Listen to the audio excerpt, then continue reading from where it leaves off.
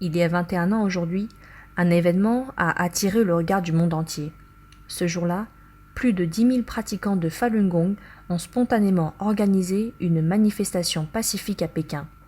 Cette mobilisation a ouvert la voie à une rébellion pacifique contre la tyrannie de grande envergure exercée par le PCC, le Parti communiste chinois. Cet événement exceptionnel a fait connaître le Falun Gong au monde entier par le biais des médias pour la première fois. En réponse, le PCC a lancé dans les médias une campagne mondiale de diffamation et de dénigrement du Falun Gong pour essayer de tromper le monde et manipuler l'opinion publique.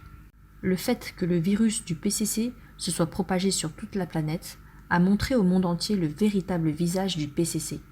Nous utilisons l'expression « virus du PCC » pour nommer le coronavirus, par la dissimulation des informations et sa mauvaise gestion de l'épidémie.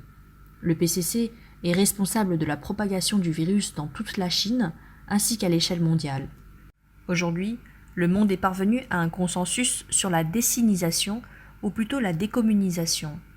Des instances de justice dans de nombreux pays demandent des comptes au PCC. Cela n'est-il la manifestation du principe divin selon lequel le bien est récompensé par le bien et le mal par le mal ? À l'occasion de cette commémoration, de nombreux députés ou sénateurs canadiens ont pris la parole. Judy Esgro, députée, félicite les pratiquants pour leur engagement inébranlable à défendre les valeurs universelles de vérité, bonté et patience. Peter Kent, député, condamne la violation et la suppression brutale des droits de l'homme dont sont l'objet les pratiquants de Falun Gong. Il déclare également que les nombreux facteurs qui ont rendu cette pandémie si grave, si tragique et si mortelle proviennent des mêmes politiques régressifs, brutales, mortelles et cruelles du régime communiste chinois.